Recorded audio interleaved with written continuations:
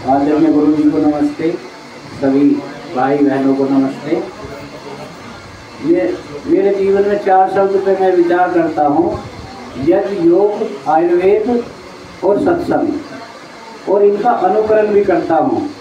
सुबह को मैं योग करके आया हूँ और हवन करके आया हूँ, और अब आयुर्वेद के प्रोग्राम में आ गया। ये सौभाग्य गुरु जी जैसे ऐसे प्रोग्राम में आ गया सेवा सदन के में, और शाम को 5 बजे से एक सत्संग है, उसमें भी जाना है।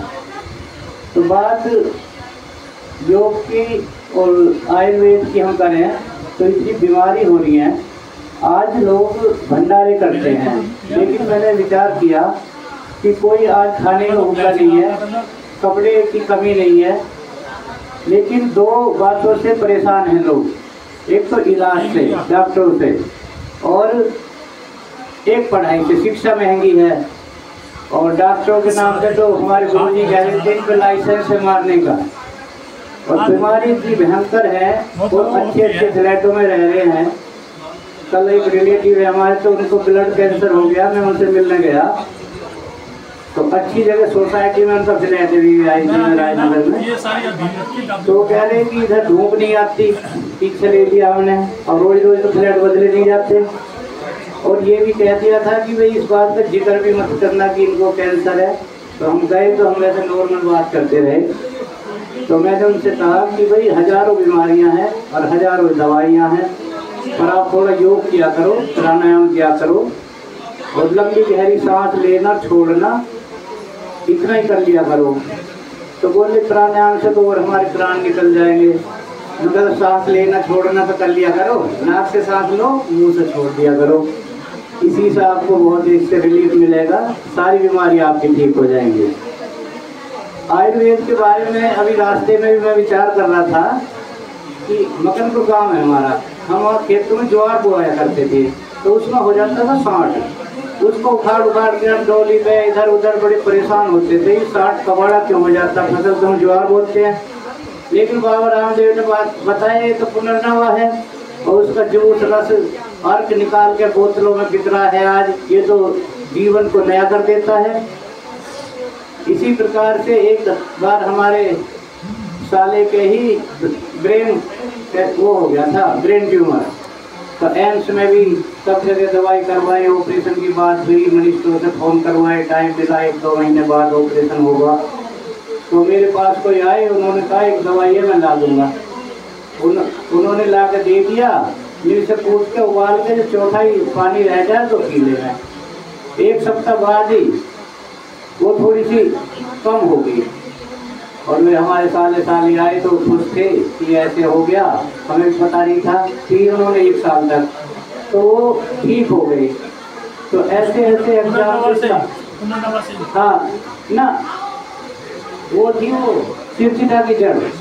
जब उन्हें बताई तो उनके सामने एक खाली प्लॉट पड़ा था, वहीं पे खड़ी थी, तो वहीं पे दवाई मिल गई।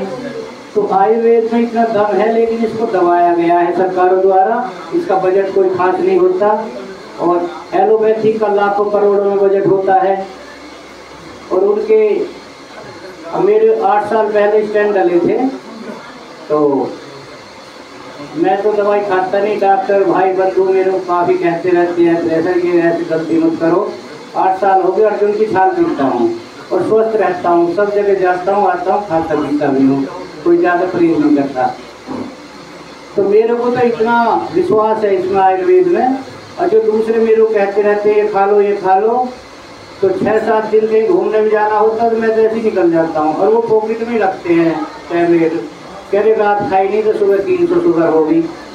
केमिकल है, केमिकल। हाँ केमिकल, उनकी एमजी बढ़ती रहती है, परेशान है। मेरे को शुगर कभी बढ़ जाए तो करेले, पुराना ऐसे पका हुआ करेला लेके उसकी चटनी सी बना के और पानी डाल कर पैरों में बांध लेता हूँ आधा घंटा। आप विश्वास करो 200 होगा तो 150 हो जाएगा आधे घंटे में। तो आयुर्वेद इतना इफेक्टिव है, लेकिन उसमें विश्वास नहीं करते लोग। त्रिफला गुरु जी से हम दवाई लेके, तो इससे ही हमारे जीवन में काफ़ी परिवर्तन आया, सोच बढ़ गई। और इनकी बात भी ऐसी रही कि किसी ने हमें कहा जब हम 50 के थे उसमें 60 का हो गया, कि अब तो विनोद जी 50 से हो गए तो बोनस है, 2-4 साल का ये है वो, तो हमें ऐसे निराश कर दिया था कि अब क्या करना है हमें। लेकिन जब गुरु जी ने बताया 125 वर्ष तक हमें जीना है, तो हमारा हौसला बढ़ गया। 60-65 है, इसमें तो बहुत कुछ कर देंगे, समझ तो अब आने लगी है बात। अब तक तो जो निकल गया निकल गया तो है नहीं, अकली 60 है। हाँ मकई तो बहुत कुछ है।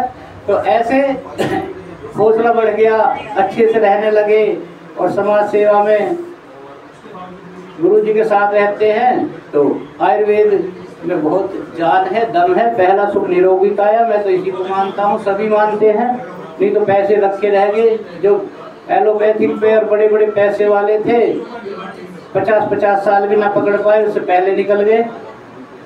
तो आयुर्वेद को अपनाएं, योग को अपनाएं और इसका प्रचार प्रसार करें, यही परोपकार है। हमारा भी सौभाग्य है कि इस समय आके हम गुरु जी से मिल गए। तो